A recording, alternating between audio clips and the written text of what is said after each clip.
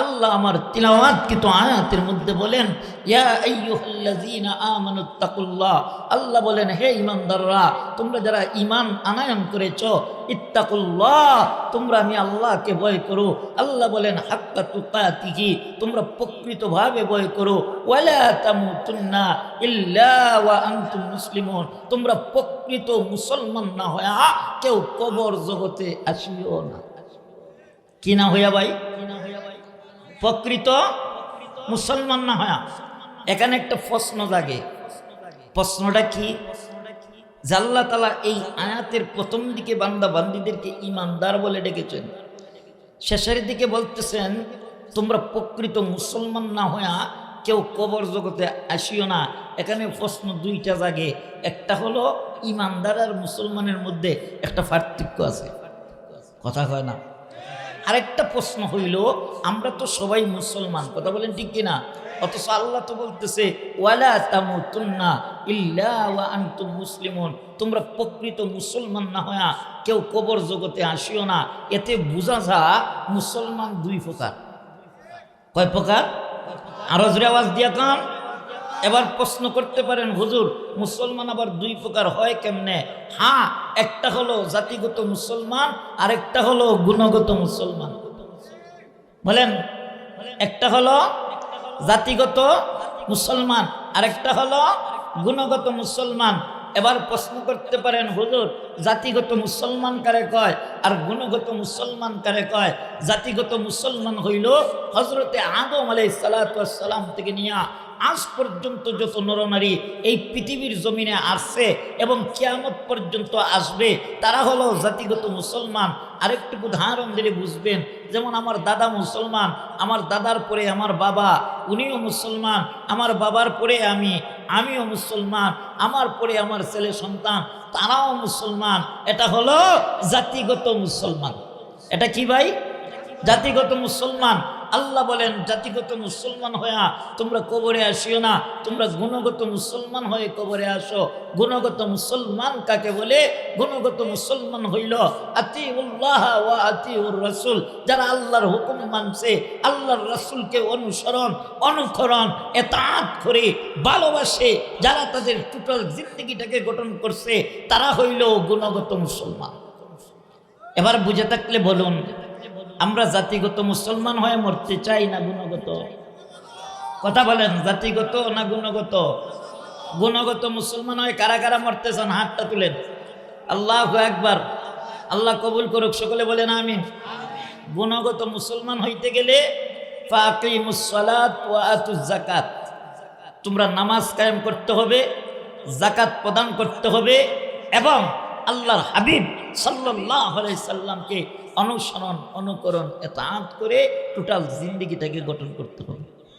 কথা বলেন ঠিক কিনা? এজন্য মুহতারাম হাজিরিন, অনেক লোক ছিলেন, অনেকেই চইলা গেছেন। আমার বয়ানের যে রুচি ছিল, রুচি চইলা গেছে, কষ্ট হইতেছে। যত লোক ছিলেন চইলা গেলেন, এলোমেলো হয়ে গেল। এজন্য আমি সংক্ষিপ্তভাবে আজকের মাহফিল থেকে একটা মেসেজ দিয়ে যেতে চাই। ভাই, আমরা একদিন এই দুনিয়ার জমিনে ছিলাম না, এখন আসি, কিছুদিন পরে থাকবো না। কথা বলেন ঠিক কিনা? বলেন, আমরা এক সময় ছিলাম না, বলেন এক সময়, এখন আছি, আবার কিছুদিন পরে থাকবো না। কোথায় যাব? হ্যাঁ, আমাদের আসল ঠিকানা কোথায়? বলেন বলেন, আমাদের আসল ঠিকানা কবর। কবি বলেন ইহা হাম সব মুসাফির হায়, ওই আখের ঠিকানা কোই আগে রওয়ানা হয়, কোই পিছে রওয়ানা। কবি বলেন এই দুনিয়াটা হলো মুসাফিরখানা। এই দুনিয়া থেকে কেউ আগে কেউ পরে, সবাই চলে যেতে হবে। আমাদের আসল ঠিকানা হলো কবর। আমার আসল ঠিকানা কোথায়? ভাই বলেন, আসল ঠিকানা কোথায়? এই কবর জগতের চিন্তা ফিকির অন্তরে আছে তো? ইনশাআল্লাহ আছে? নাই, কবরের চিন্তা নাই। চিন্তা আছে দুনিয়া, কিভাবে বাড়ি করব, গাড়ি করব, কিভাবে ধন সম্পদ করব, কিভাবে ছেলে সন্তানকে ইঞ্জিনিয়ার বানাইবো, ডাক্তার বানাইবো, হ্যাঁ বড় চাকরিজীবী বানাইবো, এই চিন্তা খুব পেরেশান আছে আমাদের। ঘুমাইলে ঘুম আসে না টেনশনে, কথা কয় না ঠিক কিনা? আরো জোরে কম। কিন্তু এই কবর জগতে কি নিয়ে যাইতেছেন, কি নিয়ে রওনা দিতেছেন, এই চিন্তা ফিকির আমাদের অন্তরে নাই। দেখেন সাহাবায়ে কেরামের ভিতরে কবরের ভয় কেমন ছিল দেখেন, বলবো না কষ্ট হইতেছে আপনাদের? সাহাবায়ে কেরামের কথা বাদ দেন, নবীজির মেয়ে কেউ ভাই কষ্ট হইতেছে নাকি? ওই যে উঠে যাইতেছে, আল্লাহ এত সুন্দর মাহফিলটা, খুব কষ্ট লাগতেছে ভাই, কেউ যায়েন না, বসেন না।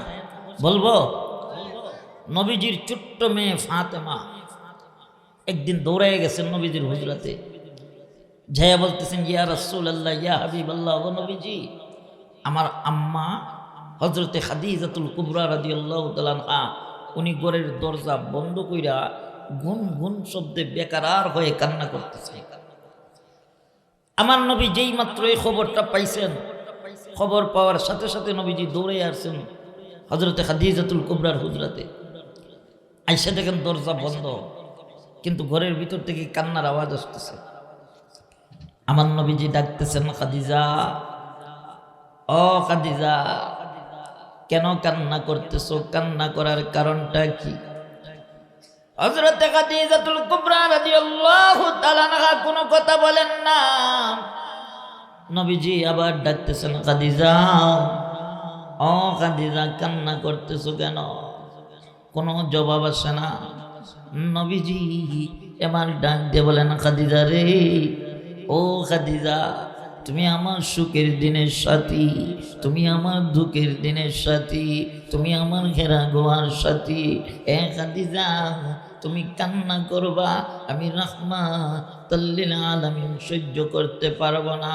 খাদিজা রে বলো বলো, কে তোমাকে আঘাত দিয়েছে, কে তোমাকে কষ্ট দিয়েছে, আমাকে বলো, আমি রাহমাতুল লিল আলামিন কথা দিলাম আমি এর প্রতিবাদ করব।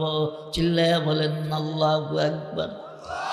হযরতে খাদিজাতুল কুবরা রাদিয়াল্লাহু তাআলা আনহা ডাক দিয়া বলতেছে নবী গো, ওগো নবীজি দুনিয়ার কোনো মানুষ আমাকে কষ্ট দেয় নাই, ওগো নবীজি আমি কারো কষ্ট পাইয়া কান্না করতেছি না। নবী গো আমি কেন কান্না করতেছি, আমার কান্নার কারণটা কি আপনি জানতে চান? ওগো নবীজি আমার কান্নার কারণ আমি আপনাকে বলবো, আমার কান্নাও বন্ধ করে দিব, তবে আপনি আমার সাথে ওয়াদা করতে হবে, আপনি আমার তিনটা কথা রাখবেন, আগে কথা দাও। আমার নবী বলেন খাদিজা রে তুমি আমার দুঃখের দিনের সাথী, তুমি আমার সুখের দিনের সাথী। এ খাদিজা তোমার কথা রাখবো না তে কার কথা রাখবো? বলো বলো তোমার তিনটা আবদার কি? হযরতে খাদিজাতুল কুবরা বলেন ইয়া রাসূলুল্লাহ ইয়া হাবিবাল্লাহ, নবীজি কিছুক্ষণ আগে আমি পবিত্র কালামে পাক তিলাওয়াত করতে চেয়েছিলাম, ইয়া রাসূলুল্লাহ পবিত্র কালামে পাক তিলাওয়াত করছিলাম, ওগো নবীজি হঠাৎ করে আমার সামনে একখানা কোরআনের আয়াত বেশি উঠেছে। আল্লাহ বলেছে কুল্লু নাফসিন যায়িকাতুল মাউত, সমস্ত প্রাণী মৃত্যুর স্বাদ গ্রহণ করবে, কেউ পৃথিবীর জমিনে থাকবে না, সবাই মৃত্যুবরণ করবে। ইয়া রাসূলুল্লাহ ইয়া হাবিবাল্লাহ, নবীজি এই আয়াতখানা পড়ার পরে আমার ভিতরে ভয় ঢুকে গেছে। নবী গো আপনি তো আমাকে অনেক মহব্বত করেন, ভালোবাসেন। ইয়া রাসূলুল্লাহ ইয়া হাবিবাল্লাহ, নবীজি আপনি তো আমাকে বহুত মহব্বত করেন, ভালোবাসেন। ওগো নবীজি এই মুহূর্তে যদি আমি মারা যাই, আপনি আমাকে যতই মহব্বত করেন, ভালোবাসেন, আপনি কিন্তু তাড়াতাড়ি করে আমারে গোসল পাড়াইয়া সাদা কাপড়ে প্যাকেট বানাইয়া একা একা অন্ধকার কবরে রেখে আসবেন। ইয়া রাসূলুল্লাহ ওই কবর জগতে আমি খাদিজা একা একা কেমনে থাকবো, এই ভয়ে আমি কান্না করতেছি। চিল্লায় কন্যা সুবহানাল্লাহ। আমার ভাইরা, আমার বন্ধুরা, হযরতে খাদিজাতুল কুবরা বলেন, নবী আমার, আমি আমার কান্না বন্ধ করে দিব। নবী গো, যদি আপনি আমার তিনটা কথা রাখেন। নবী বলেন, খাদিজা রে, বলো বলো বলো বলো, তোমার তিনটা কথা কি? খাদিজাতুল কুবরা বলেন, ইয়া রাসূলুল্লাহ, ইয়া হাবিবাল্লাহ, নবীজি আপনি আমারে কথা দেন, যদি আমি আপনার আগে ইন্তেকাল করি, নবী গো আপনার গায়ের একখানা জুব্বা মুবারক দিয়া আমারে প্যাকেট বানাইয়া অন্ধকার কবরে রাখবেন, আমারে কথা দাও। চিল্লে বলেন আল্লাহু আকবার। নবী বলেন, খাদিজা তুমি আমার সুখের দিনের সাথী, তুমি আমার দুঃখের দিনের সাথী।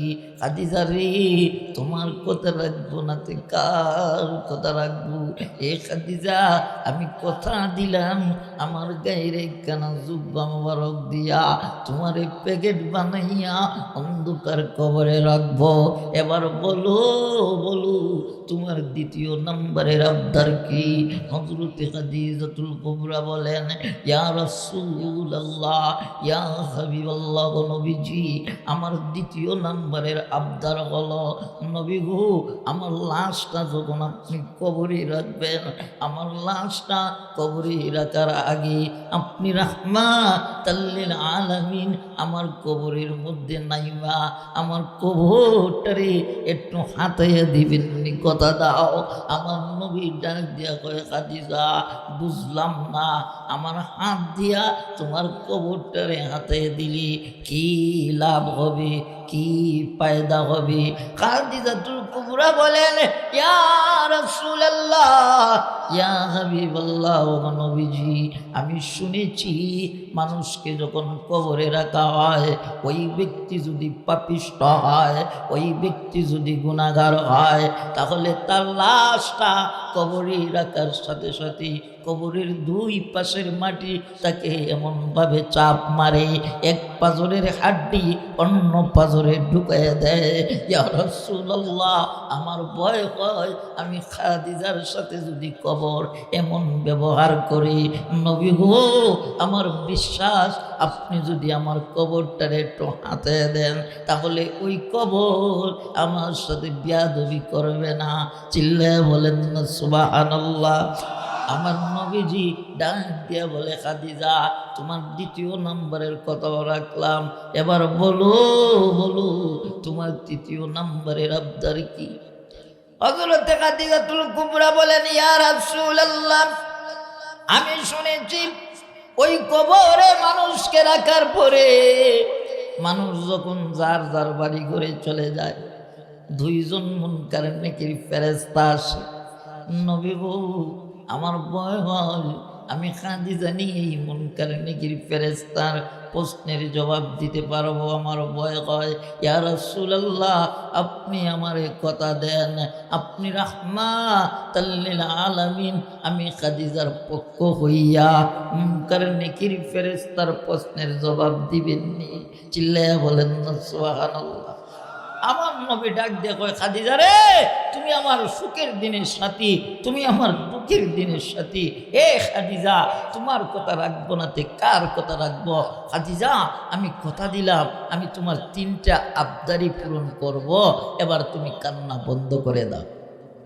আমার ভাইয়েরা, আমার বন্ধুরা গভীর মনোযোগ লক্ষ্য করেন, হযরতে খাদিজাতুল কুবরা রাদিয়াল্লাহু তাআলা আনহা উনি আমার নবীর আগে ইন্তিকাল করলেন। ওনার ইন্তিকালের পর আমার নবীজি হযরতে খাদিজাতুল কুবরাকে গোসল করায়া আমার নবীজি ওনার গায়ের একখানা জুব্বা মুবারক দিয়া সুন্দর করে প্যাকেট বানায়া এবার কবরের দিকে নিয়ে যাইতেছেন। লাশটা কবরে রাখার আগে আমার নবীজি হযরতে খাদিজাতুল কুবরার কবরের ভিতরে নামলেন। নাইমে আমার নবী খাদিজাতুল কুবরার কবরের ভিতরে গড়াগড়ি শুরু করে দিয়েছেন। সুবহানাল্লাহ বলবেন না? আমার ভাইয়েরা এই দৃশ্য সাহাবায়ে কেরাম তাকায়া দেখতেছি। আমার ভাইয়েরা এবার আমার নবীজি কবর থেকে উঠা হযরতে খাদিজাতুল কুবরার লাশ কবরে রাখলেন। লাকার পরে মাটি দেওয়ার কাজ শেষ করার পরে সাহাবায়ে কেরাম যারা ছিল সবাই যার যার বাড়ি ঘরে চলে যাইতেছে। আমার নবীজি হজরতে খাদিজাতুল কবরের পাশে বারাকান্ত হৃদয় নিয়া দাঁড়াইয়া আছেন। নবীজির চক্ষু দিকে টপ টপ টপ টপ করে পানি মুবারক পড়তেছে। আমার নবী দাঁড়াইয়া আছেন। একজন সাহাবী ডাক দিয়ে বলতেছে, নবী গো চলেন না বাড়িতে যাই। জানি আপনি হযরতে খাদিজাতুল কুবরাকে মহব্বত করতেন, ভালোবাসতেন। নবী গো এটাই তো বিধান যে মানুষকে কবরে রাখার পরে বাড়িতে চলে যেতে হয়, এখানে কতক্ষণ থাকবেন, চলেন বাড়িতে যাই। আমার নবী ডাক দিয়ে কয়, সাহাবীরে আমার খাদিজা আমার সাথে 3টা ওসিয়ত করেছিল আমার কাছে, এর মধ্যে 2টা ওসিয়ত আমি পূরণ করতে পেরেছি। এবার 3য় নাম্বার ওসিয়ত পূরণ করার জন্য আমি হযরতে খাদিজাতুল কুবরার কবরের পাশে দাঁড়ায় আছি। আমি এই মুহূর্তে মুনকার নেকির ফেরেশতার অপেক্ষায় আছি। চিল্লায়ে বলেন না সুবহানাল্লাহ। আমার ভাইরা এই দৃশ্য আল্লাহ পাক তাকায় তাকায় দেখতেছে। আল্লাহ কয়, জিব্রাইল তাড়াতাড়ি যা, আমার বন্ধু আমার হাবিব হযরতে খাদিজাতুল কুবরার কবরের পাশে দাঁড়ায়া দাঁড়ায়া মুনকার নেকির ফেরেশতার অপেক্ষা করতেছে। এ জিব্রাইল যা, আমার বন্ধুকে জানাইয়া দে খাদিজাতুল কুবরার কবরের পাশে দাঁড়াইয়া মুনকার নেকির ফেরেশতার অপেক্ষা করতে হবে না। আমি আল্লাহ পাক হযরতে খাদিজাতুল কুবরার প্রতি রাজি আর খুশি হইয়া আমি আল্লাহ নিজেই প্রশ্নের জবাব দিয়ে দিয়েছি। আমার ভাইয়েরা আমার বন্ধুরা, এই ওয়াকিয়া এই ঘটনাটা আপনাদের সামনে বলার উদ্দেশ্য হইল হযরতে খাদিজাতুল কুবরা রাদিয়াল্লাহু তাআলা আনহা উনি কি আপনি আমার মা বোনদের মতন সাধারণ কোনো মহিলা ছিলেন? কথা কন না, সাধারণ কোনো মহিলা ছিলেন? উনি কে? হযরতে খাদিজাতুল কুবরা রাদিয়াল্লাহু তাআলা আনহা উনি কে? উনি হইলেন এমন একজন মহিলা যিনি আমার নবী নবুয়ত পাওয়ার সাথে সাথে যখন কালেমার দাওয়াত দিলেন, মহিলাদের মধ্যে সর্বপ্রথম কালেমা গ্রহণ করেছিলেন আমার নবীর কাছ থেকে হযরতে খাদিজাতুল কুবরা রাদিয়াল্লাহু তাআলা আনহা। উনি কে? উনি হলেন আমার নবী রাহমাতাল লিল আলামিনের প্রথম স্ত্রী হযরতে খাদিজাতুল কুবরা। উনি হলেন এমন একজন মহিলা যিনি জান্নাতের সরদারনি, মহিলাদের সরদারনি হযরতে খাতুনে জান্নাত ফাতেমা রাদিয়াল্লাহু তাআলা আনহার আম্মা জান। উনি কে? উনি হলো হযরতে হাসান হুসাইন রাদিয়াল্লাহু তাআলা আনহু আদরের নানু। কথা বলেন ঠিক কিনা? আমার ভাইয়েরা আমার বন্ধুরা, সবচেয়ে বড় সুসংবাদ হলো উনি জান্নাতের সার্টিফিকেট প্রত্যেকজন মহিলা। বলেন না সুবহানাল্লাহ। কত উপাধি, জান্নাতের সার্টিফিকেট প্রত্যেকজন মহিলা হইয়াও কবরের ভয়ে কান্দেন। ও মুসলমান ভাইয়েরা আমার, আপনি আমার তো কোনো কিছুই নাই। কথা বলেন ঠিক কিনা? আপনি আমার নামাজ রোজা হজ যাকাত যাই করছি, আমাদের নেক আমলের দিকে তাকাইলে খালি গুনার গুনাহ গুনার গুনাহ। কথা বলেন ঠিক কিনা? আমাদের নেক আমলের দিকে তাকাইলে গুনাহ ছাড়া আর কিচ্ছু দেখা যায় না। এজন্য মুহতারাম হাজিরিন, আসুন না আমরা এই পবিত্র শাবান মাস, এই মাসে আজকের মাহফিল থেকে ওয়াদা করি যে আল্লাহ আমরা আর জিন্দেগিতে গুনাহ করতাম না, অন্যায় করতাম না, অপরাধ করব না। আল্লাহ তোমার ইবাদত বন্দি করব। আল্লাহ আমাদেরকে মাফ করে দাও। এরকম একটা খালিস নিয়তে তাওবা কইরা আমরা সবাই বাড়িতে যাইতে রাজি আছেন তো ইনশাল্লাহ? কারা কারা রাজি আছেন ইনশাল্লাহ একটু হাত তুলেন। খালিস নিয়তে তাওবা করবেন, সবাই রাজি আছেন তো ইনশাল্লাহ? আল্লাহ কবুল করুক, সকলে বলেন আমিন। মুহতারাম হাজিরিন, এই মুহূর্তে দোয়া করব। দোয়ার আগে আল্লাহ পাক আমাদেরকে যেন আজকের মাহফিল থেকে নিষ্পাপ বানায় বাড়িতে নিয়ে যায়। এজন্য দোয়ার আগে আপনার 1 নাম্বার কাজ হইল, যারা দাঁড়িয়ে আছেন মেহেরবানি করে বসে যাবেন এবং দিলটারে নরম করবেন, যাতে করে মুনাজাতের মধ্য দিয়ে চোখের পানি আসে। যদি কান্না না আসে, কান্নার বাহানা করবেন। আল্লাহ তাআলা এর উসিলায় আমাদেরকে মাফ করে দিবেন। কথা বলেন ঠিক কিনা? সবচেয়ে বড় কথা হলো, মুনাজাতের আগে যদি কোনো বান্দাবান্দি দান সৎকা করে, আল্লাহ তাআলা এই দান সৎকার মাধ্যমে তার দিলটারে নরম করে দেয়। আর এই নরম দিলে আল্লাহর দরবারে হাত তুললে আল্লাহ মুনাজাত কবুল করে। আল্লাহর রাসূল বলেন, আস-সাদকাতু তারাদ্দুল বালা, সৎকা করলে পরে বালা নসিবত দূর হয়, বিপদ আপদ থেকে আল্লাহ হেফাজত করে। আজকের মাহফিল গিলাসর মধ্যপাড়া বাইতুল মামুর জামে মসজিদের উন্নয়ন প্রকল্পে আজকের মাহফিল, কথা বলেন ঠিক কিনা? এজন্য মুহতারাম হাজিরিন, রাত্র অনেক হয়ে গেছে, আপনারা অধৈর্য হয়ে গেছেন। আমি ওনাদেরকে বারবার বলেছি, কালেকশন করতে হলে বক্তাকে আগে উঠাইতে হয়। যখন শ্রোতাদের শরীরে এনার্জি থাকবে, বক্তারও শরীরে এনার্জি থাকবে, তখন কালেকশন করতেও ভালো লাগবে, কথা বলেন ঠিক কিনা? এখন আপনারাও অধৈর্য হয়ে গেছেন, একজন একজন করে অনেক লোক চলে গেছেন। অনেকের আব্বা নাই, আম্মা নাই, দাদা নাই, দাদি নাই, নানা নাই, নানি নাই, শাশুড় শাশুড়ি, স্ত্রী বাচ্চা অনেকেরই অন্ধকার কবরে শুয়ে আছে। তাদের রুহের মাগফিরাত কামনায় আমি মুসাফির মানুষ, অসুস্থ মানুষ, আল্লাহর রাসূল বলেন মুসাফিরের দোয়া কবুল, অসুস্থ ব্যক্তির দোয়া কবুল, মজলুমের দোয়া কবুল। মুহতারাম হাজিরিন, এজন্য আমি মুসাফির, আমি অসুস্থ মানুষ। আল্লাহর হাবিব বলেন মুসাফিরের দোয়া আল্লাহ ফিরিয়ে দেয় না। এজন্য আমি আপনাদের জন্য দোয়া করব। অনেকের আব্বা আম্মা নাই, তাদের নেক, যাতে করে তারা কবর দেশে আল্লাহ তাআলা যেন তাদের কবরটারে জান্নাতের টুকরা বানিয়ে দেয়।